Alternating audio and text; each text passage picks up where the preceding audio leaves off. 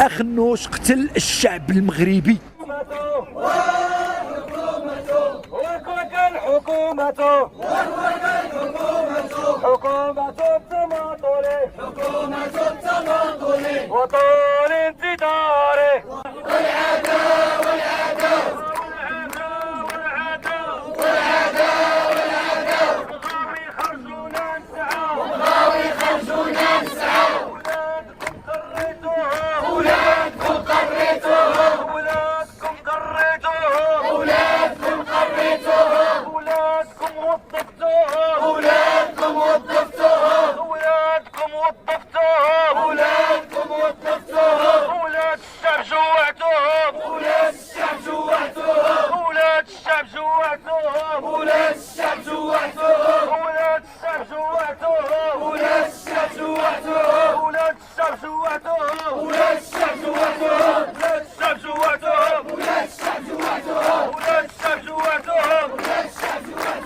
كنلقاو القمع وكنلقاو الحقره جراء ولايه الدار البيضاء. ما عرفناش شنو هو السبب، لان لو انهم فتحوا لنا الباب ما غاديش يسخروا لنا هذه القوات العموميه اللي متواجده الان، اللي عوض ما يشرفونا كيقمعونا. فنتمنى من الله عز وجل باش يتحركوا هاد المسؤولين في غياب رئيس حكومه اللي قتل الشعب المغربي.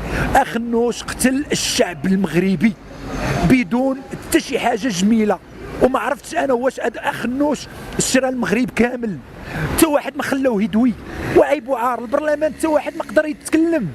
وبغيت شي برلماني اللي كيمثل الشعب المغربي يخرج ويقول لهم حسبي الله ونعم الوكيل. وحنا كنقولوا حسبي الله ونعم الوكيل تيدورونا 14 رجال الامن. علاش ما فهمناش؟ واش حنا هاد الناس شكون اللي صوت عليهم؟ حنا كشعب مغربي بغينا نحيدوهم، من حقنا نحيدوهم. لهذا غادي نقول اخنوش ارحل، انا اللي درتك وانا اللي نحيدك. علاش يخرج لي السلطه وكيقول لك لا ما تحتش؟ انا كنحتج على الغلاء، تنحتج على الاسعار، تنحتج على وزاره الصحه اللي ما دايرش خدمتها، تنحتج على وزاره التعليم اللي ما دايرش خدمتها، تنحتج على هاد الحقوق ديال الاشخاص اللي في وضعيه اعاقه اللي دابا بغاو غير الاداره تفتح لهم وكيقمعوا فيهم. هذه من حقي.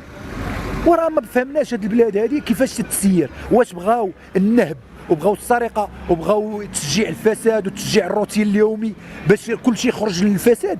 فاحنا راه بلادنا بنيه على الفطره، مبنيه على الاسلام والمسلمين. فكما قلت يوم لا ينفع، كما قال الله عز وجل يوم لا ينفع مال ولا بنون الا من اتى الله بقلب سليم. نتمناو من هاد المسؤولين يفيقوا ويعيقوا، لان يجب تدخل ديال صاحب الجلاله الملك محمد السادس نصره الله. حنا ما بقيناش باغيين هذه المؤسسه الثانيه، هذه المؤسسه الثانيه هو ما بقيناش باغينك. والمؤسسه الثانيه اللي كيترأسها حكومه اخنوش ولا حكومه اخرى ما بقيناش باغينك. حنا خلينا بيننا وبين الملك، بيننا وبين الامراء. حنا بغينا سيدنا كيحكم هاد البلاد، بغيناه هو يحكم هاد البلاد. حنا اللي درنا هاد الحكومه في نهار 20 فبراير، خرجنا بان المطالبه باننا بغينا